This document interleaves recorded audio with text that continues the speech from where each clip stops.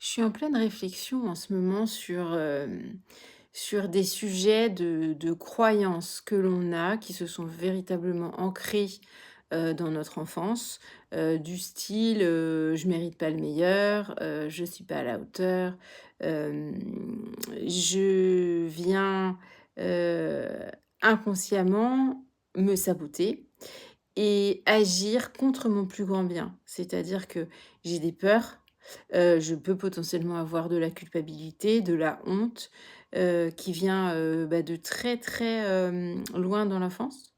Heu, voilà, avec une éducation potentiellement un peu, stricte, humiliante, un peu, voilà, déconnectée de toute, éducation positive, on va dire.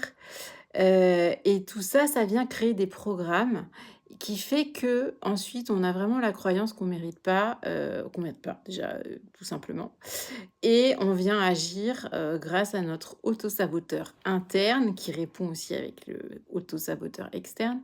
On va venir, nourrir ces croyances-là et venir créer des limitations,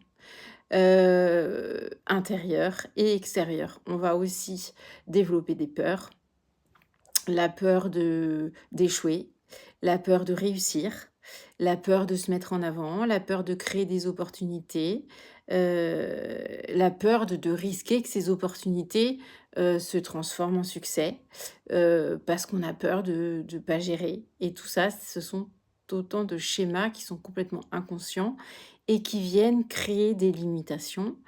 On a beau souhaiter, le succès, l'abondance, voilà, donc peu importe les drivers importants pour soi, ça peut être intéressant aussi d'aller regarder en astrologie, son signe, sa blessure, de Chiron, son nœud nord, sa Lilith, tout ça pour un petit peu aller voir les enjeux, astrologiques aussi que l'on a et qui sont, déjà écrits, dans les étoiles, à notre naissance. C'est intéressant d'aller regarder ça.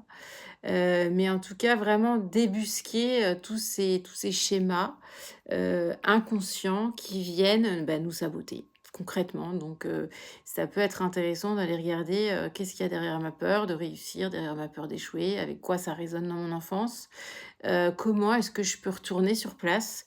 Voilà, en fermant les yeux avec une petite méditation et venir parler à l'enfant, qui a été, Hem, parfois humiliée, rabaissée, on n'a pas cru en elle, en lui, pour pouvoir lui dire que, on est là maintenant et que tout va bien se passer pour pouvoir, regarder les choses autrement.